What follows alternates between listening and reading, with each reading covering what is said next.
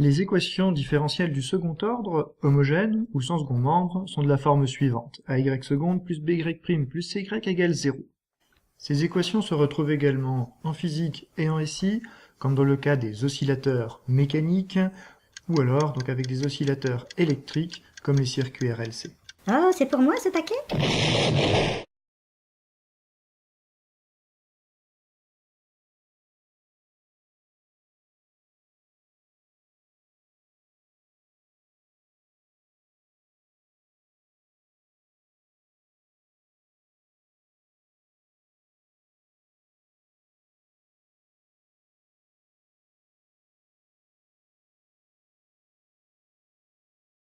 L'idée de base pour résoudre une équation différentielle de second ordre à coefficient constant est de se dire qu'une solution du type a exponentielle Rx pourrait convenir.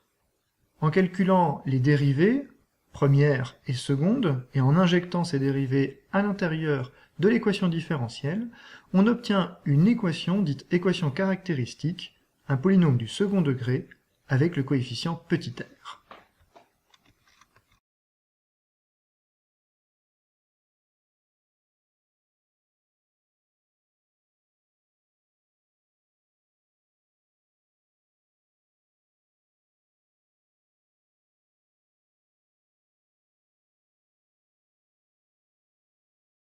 Les solutions de l'équation caractéristique vont donc nous permettre de trouver les solutions de l'équation différentielle.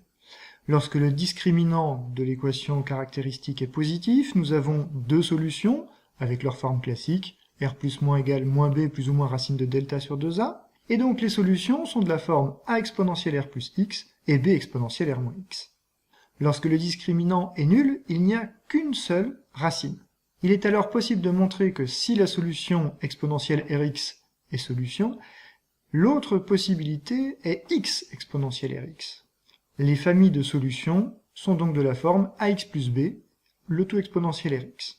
Lorsque le discriminant est négatif, il n'y a pas de solution dans R pour l'équation caractéristique, mais il y a deux solutions complexes dont la formulation est connue. Si l'on cherche des fonctions solutions de l'équation différentielle à valeur dans C, l'expression des solutions est alors, comme précédemment, a exponentielle r plus x et b exponentielle r moins x.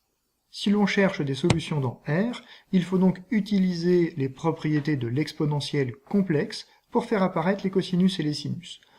On retiendra alors que les fonctions solutions sont de la forme a exponentielle bêta x plus b sinus bêta x, le tout facteur de exponentielle moins alpha x, où alpha et bêta sont les contributions des parties réelles et parties imaginaires des deux racines. Les équations différentielles en physique ressemblent très fortement aux équations différentielles en mathématiques, à un détail près. Un jour, le dieu de la physique a dit « En physique, les équations différentielles ne possèdent que des plus. » En fait, il est possible de montrer que si on change un seul des signes de l'équation différentielle, si un seul des coefficients est négatif, alors les solutions ne tendent pas vers zéro. On dit qu'on a des solutions explosives. L'équation de caractéristique est de la même forme, la résolution également. Tout dépend donc du signe du discriminant, qui peut se mettre donc sous la forme oméga 0 carré sur q carré moins 4 oméga 0 carré. Selon le signe du discriminant, nous avons vu que le type de solution mathématique était différente. Ainsi, lorsque le discriminant est positif, ce qui correspond à un facteur Q, un facteur de qualité inférieur à 1,5, on dira que le régime est apériodique. Si le discriminant est nul, on appellera ça le régime critique. Et si le discriminant est négatif, on appellera ce régime le régime pseudo-périodique. Pour le cours de physique et de SI, ce qu'il est vraiment très important de retenir, ce n'est pas tant la résolution mathématique, mais plutôt le comportement de la solution de l'équation différentielle. Si le discriminant est positif, on dit que la solution est apériodique. La fonction solution est une somme d'exponentielles décroissantes dont l'allure est représentée ci-contre.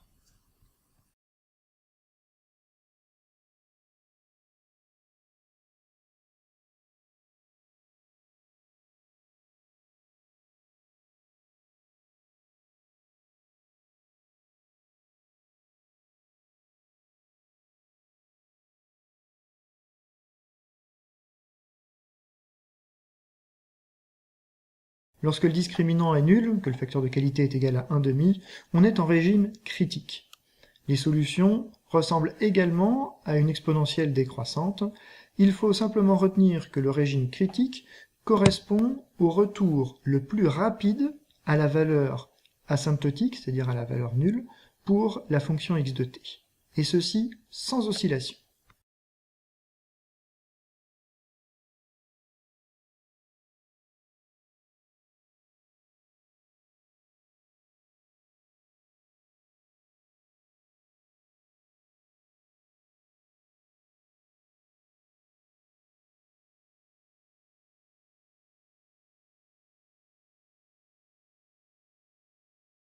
Le cas que vous rencontrerez le plus souvent en physique et en SI est le cas où le discriminant est nul, le facteur de qualité supérieur à 1,5. Nous avons vu que les racines de l'équation caractéristique étaient complexes. Nous sommes donc en régime pseudo-périodique et la fonction solution de l'équation différentielle fait apparaître des cosinus et des sinus. Nous sommes en présence d'oscillations. On peut même retrouver que le nombre d'oscillations visibles est donné par le facteur de qualité. La pulsation des oscillations est notée grand oméga et est légèrement différente de la pulsation propre de notre oscillateur, notée oméga 0. Grand oméga est tout simplement la contribution imaginaire des racines et est légèrement décalée par rapport à oméga 0. Pour conclure sur la partie physique, une fois que l'on a réussi à mettre l'équation différentielle sous la forme canonique et que l'on a réussi à isoler la pulsation propre oméga 0 et le facteur de qualité Q, la seule connaissance du facteur de qualité Q permet de déterminer de quel régime il s'agit. Le régime apériodique si Q est inférieur à 1,5, le régime critique si Q égale à 1,5 et le régime pseudo-périodique si Q est supérieur à 1,5. Mais pourquoi on me parle de régime? Je suis pas grosse d'abord.